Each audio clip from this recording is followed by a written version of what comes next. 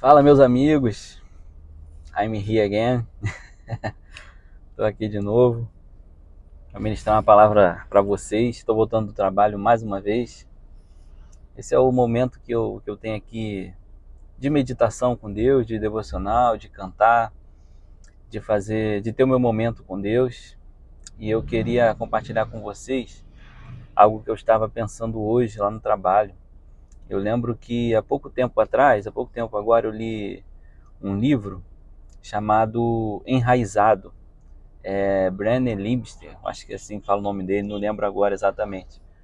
Vocês podem ver, eu estou aqui no trânsito, enquanto isso a gente vai conversando. Mas nesse livro, dentre muitas coisas legais que ele fala, muito bom por sinal, recomendo, ele fala algo que ele estava falando com um rapaz da igreja dele. Aparentemente, pelo que eu lembro, ele fala que era um ministro da igreja dele.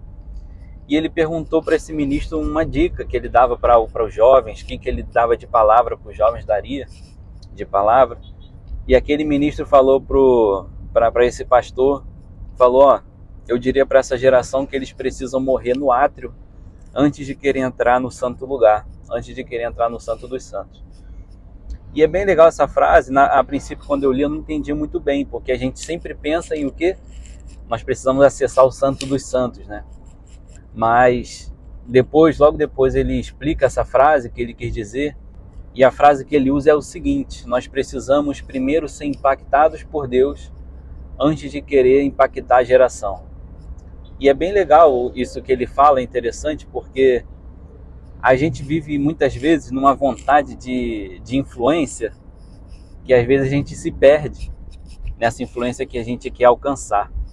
A Bíblia nos garante que nós seríamos influentes.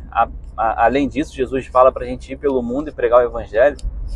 Então, ir pelo mundo e pregar o Evangelho requer algum tipo de influência, né, que a gente vai ter sobre as pessoas. Mas é bem interessante isso que ele fala, porque a gente vive com a ânsia de querer impactar o mundo, mas a gente não se deixa primeiro ser impactado por Deus. Isso é bem legal quando a gente vê na palavra de Deus, por exemplo, quando o apóstolo Paulo, antes Saulo ainda, né? Quando ele foi ter um encontro com Jesus, quando ele foi impactado por Jesus em Atos capítulo 9, a Bíblia não diz que a partir dali ele já começou a pregar o Evangelho e converter muitas pessoas, como posteriormente foi conhecido como o maior evangelista, né? O maior evangelista depois de Jesus. Ele teve um encontro com Jesus em Atos capítulo 9. Logo depois, a Bíblia fala lá em Gálatas que ele ficou 14 anos. Imagina você ficar 14 anos escondido, só estudando de novo a Bíblia, porque Paulo já conhecia a Bíblia, mas ele precisava estudá-la de novo, porque agora ele teve um encontro com a chave hermenêutica da Bíblia, né, que é Jesus. Então Paulo fica 14 anos estudando, se preparando, para depois ele voltar para Jerusalém. E lá em Atos capítulo 13, quando a gente volta para o livro de Atos, fala que ele ainda ficou servindo a igreja, levando alimentos no momento complicado da igreja, e depois ele foi separado pelo Espírito Santo para poder exercer o seu ministério. Ou seja, primeiro ele foi impactado por Deus, para depois ele passar e começar a impactar algumas pessoas através da pregação e se tornar o segundo maior evangelista, né, que a terra já conheceu, só depois de Jesus, o apóstolo Paulo. Então Paulo, ele exerceu muita influência na sociedade. Até hoje, né? Até hoje tem impactos da vida de Paulo positivas que a gente sente nos dias de hoje. Mas primeiro ele precisou ser impactado por Deus, ele precisou primeiro ser tratado por Deus, para depois ele começar a querer impactar alguém. Esse foi o chamado de Deus para ele, é o chamado de Deus para nós. O celular está dando memória cheia e para de gravar. Eu liguei a luz aqui que já está ficando escuro. Só para terminar, a Bíblia fala sobre influência também.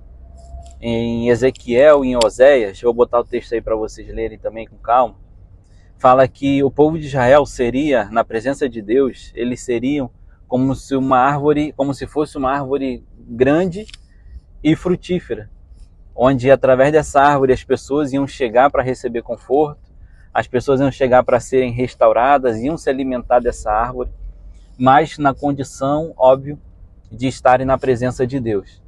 E é praticamente essa ideia que Deus tem para a gente hoje é a mesma.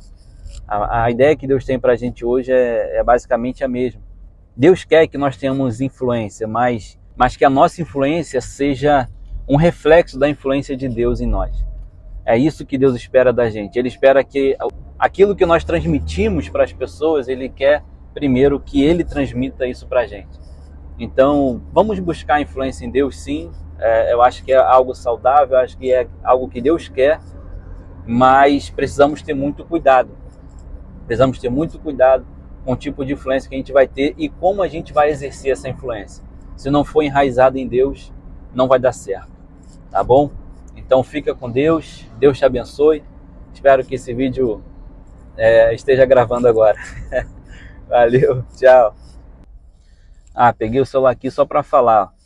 Curte aí o vídeo, compartilhe com seus amigos, se inscreva no nosso canal e tamo junto.